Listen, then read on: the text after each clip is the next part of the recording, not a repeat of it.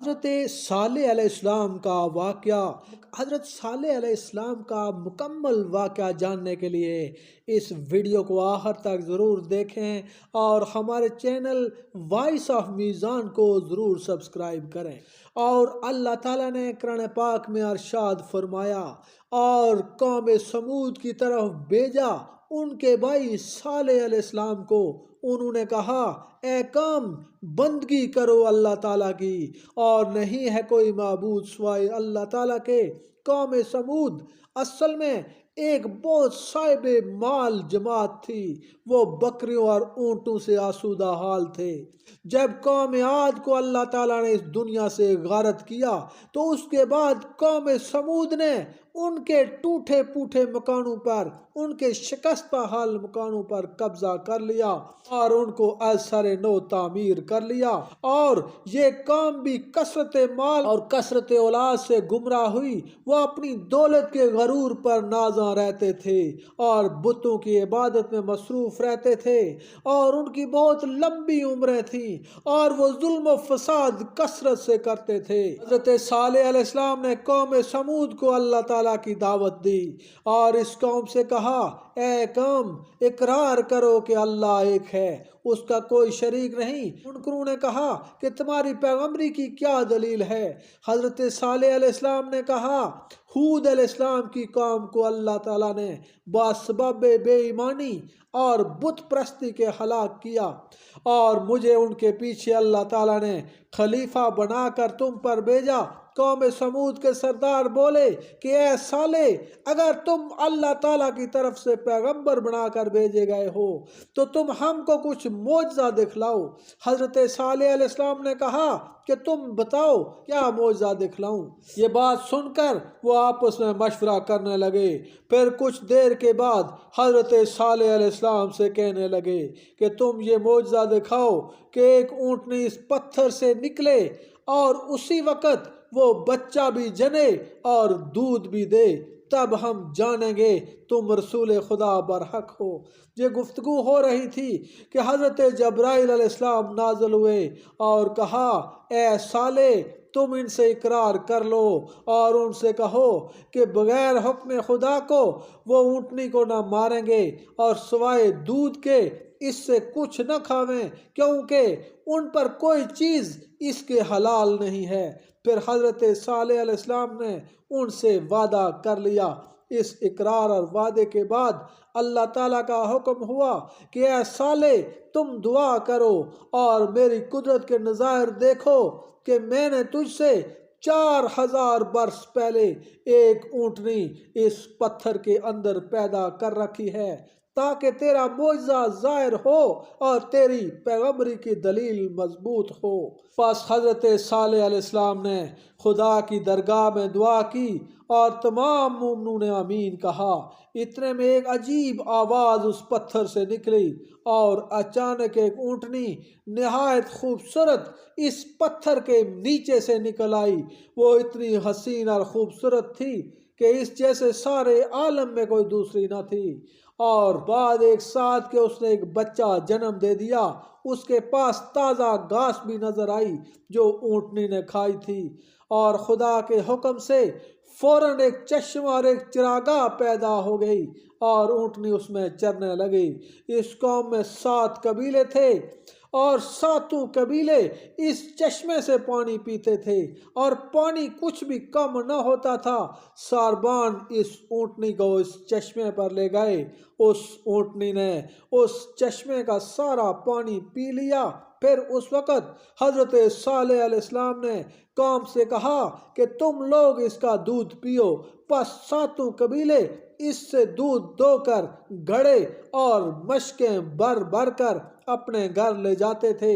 اللہ تعالیٰ نے حضرت صالح علیہ السلام کو فرمایا کہ اپنی قوم سے کہہ دو کہ پانی اس چشمے کا ایک روز اونٹنی کا ہے جس روز دودھ دویا جائے، اور ایک دن ان کا ہے جس دن دودھ نہ دویا جائے، جیسا کہ اللہ تعالیٰ نے قرآن پاک میں ارشاد فرمایا اور کہا، یہ اونٹنی ہے، اس کے پانی پینے کی ایک دن باری ہے اور تمہاری باری دوسرے دن کی مقرر ہے، اور اس اونٹنی کو کسی طرح سے چھیڑنا مت، ورنہ تم کو ایک بڑے دن کی آفت آ گھیرے گی۔ اللہ تعالیٰ کی قدرت سے اونٹنی پتھر سے پیدا ہو کر حضرت صالح علیہ السلام کی دعا سے چرتی پھرتی تھی۔ جس جنگل میں وہ اونٹنی چرنے جاتی تھی تو اس جنگل کے سب مویشی بھاگ بھاگ کر کنارے پہنچ جاتے، اور جس تالاب سے وہ پانی پیتی سب مویشی وہاں سے بھاگ جاتے اور مویشی وغیرہ پیاسے رہ جاتے۔ تب ایک مشورہ کیا اور یہ بات طے ہوئی کہ ایک دن پانی پر اونٹنی جائے گی اور دوسرے دن ان لوگوں کے مویشی جائیں گے۔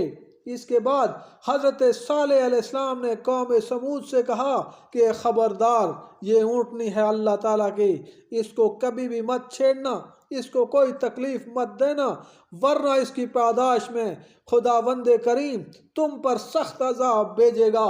یہ بات حضرت صالح علیہ السلام کی سن کر وہ لوگ اس اونٹنی کو پیار کرتے تھے اور بہت حفاظت سے رکھتے۔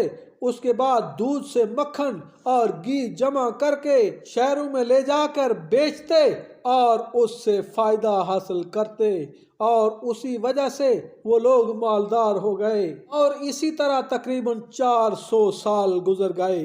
ایک روز حضرت صالح علیہ السلام نے فرمایا کہ اس مہینے کے اندر جس گھر میں لڑکا پیدا ہوگا اس سے ساری قوم ہلاک اور تباہ ہوگی۔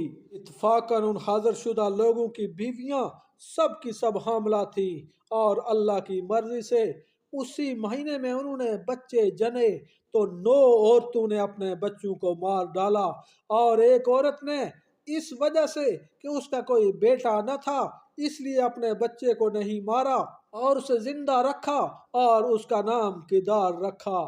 جب وہ لڑکا بالغ ہوا تو بہت ہی شہزور اور طاقتور نکلا۔ وہ 9 عورتیں جنہوں نے اپنے بچوں کو مار ڈالا تھا بہت پریشان ہوئیں اور کہنے لگی کہ سالے کی بات جھوٹی ہے۔ اسی سبب سے ان لوگوں کا ایمان حضرت صالح علیہ السلام اور ان کی اونٹنی سے ہٹ گیا، اور ایک روز وہ کدار ایک شخص کہ اس کا نام مستہ تھا، اس کے ساتھ مل کر ہر قبیلے سے ایک ایک شخص نے بام متفق ہو کر اور خوب شراب پی کر اونٹنی کو مارنے کی صلاح کی، اور کہا کہ یہ پانی پینے کے لیے جب کنویں کے کنارے پر جائے گی تو ہم لوگ اس کو اسی وقت مار ڈالیں گے۔ ایسا کہ اللہ تعالیٰ قرآن پاک میں ارشاد فرماتا ہے وَقَانَ فِي الْمَدِينَةِ تِسْعَةُ رَهْطٍ يُفْسِدُونَ فِي الْأَرْضِ وَلَا يُصْلِحُونَ، اور تھے اس شہر میں 9 شخص خرابی کرتے تھے ملک میں، نہ سنوارتے۔ دوسرے روز اونٹنی نے پانی پینے کے لیے اپنا سر جھکایا اور کدار بن صالح مردود نے آ کر اس کی گردن پر تیر مار کر اسے زخمی کر دیا۔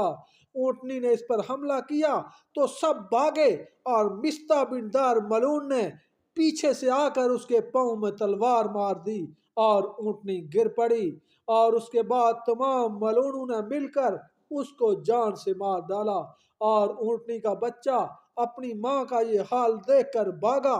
سب مردودوں نے اس کا پیچھا کیا لیکن وہ اس کو پکڑ نہ سکے، اور وہ بچہ اسی پتھر کے اندر چلا گیا جس سے اس کی ماں نکلی تھی۔ سعید بن مسیب رحمۃ اللہ علیہ روایت کرتے ہیں کہ قوم صالح علیہ السلام اگر شراب نہ پیتی تو ہرگز اونٹنی کو نہ مارتی۔ یہ گناہ کبیرہ محض شراب پینے کی وجہ سے ہوا، اسی لیے حدیث میں آیا ہے کہ شراب تمام برائیوں کی ماں ہے۔ ایک بدکار عورت کے گھر میں گائے، اونٹ اور بکری وغیرہ بہت تھے، اور وہ چارے اور پانی کی وغیرہ کی وجہ سے تکلیف میں رہتی تھی، اس لیے اس نے اپنے بندے سے کہا کہ جاؤ اونٹنی کے پاؤں کاٹ ڈالو۔ چنانچہ اس نے ایسے ہی کیا۔ اس واقعے کے 3 دن کے بعد ان پر دردناک عذاب آیا، اور حضرت صالح علیہ السلام کو خبر دی گئی اور ان سے کہا گیا کہ اس قوم سے کہو۔ حضرت صالح علیہ السلام نے کافروں سے کہا کہ تمہاری زندگی اب 3 دن سے زیادہ نہیں ہے۔ وہ حیران ہو کر بولے اس کی کیا علامت ہے؟ تو حضرت صالح علیہ السلام نے کہا کہ پہلے روز رنگ روپ تمہارا سرخ ہو جائے گا، دوسرے روز زرد ہو جائے گا، اور تیسرے روز سیاہ ہو جائے گا۔ جب 3 دن کے بعد یہ علامت ظاہر ہوئی تو جن لوگوں نے اونٹنی کو مارا تھا وہ مردود سب کے سب حضرت صالح علیہ السلام کے گھر آئے تاکہ حضرت صالح علیہ السلام کو بھی مار ڈالیں۔ تب اسی وقت उन पर अल्लाह ताला का अजाब नाजिल हुआ और जबरील अलैहिस्सलाम ने आकर उनके घरों की तमाम दीवारें हिला दी। वो तमाम काफिर अपने अपने मकानों से निकल कर भागे। उसी वक्त हजरत जबराइल अलैहिस्सलाम ने ऐसी चीख मारी कि एक ही आवाज से सब के सब खाक में मिल गए। और हजरत इब्ने अब्बास रजी अल्लाह तआला अन्हो की रिवायत है कि उन सातों कबीलों ने हजरत सालेह अलैहिस्सलाम से पूछा कि किस तरह हम लोग हलाक होंगे। आपने फरमाया एक ही आवाज से हजरत जबराइल अलैहिस्सलाम की आज तुम खाक में मिल जाओगे। ये सुनकर उसी वक्त उस कौम ने एक कुआं बहुत बड़ा खोदा और बीवी बच्चों को उसमें रख दिया। उनके कानों के वास्ते रुई काफी तादाद में दे दी। उस रुई को उनके सरों पर भी अच्छी तरह रख दिया ताकि आवाज कानों तक न पहुंच सके, क्योंकि जब आवाज कानों तक न आएगी तो अजाब से निजात मिल जाएगी। ये तदबीर करके खुद भी उसके अंदर चले गए।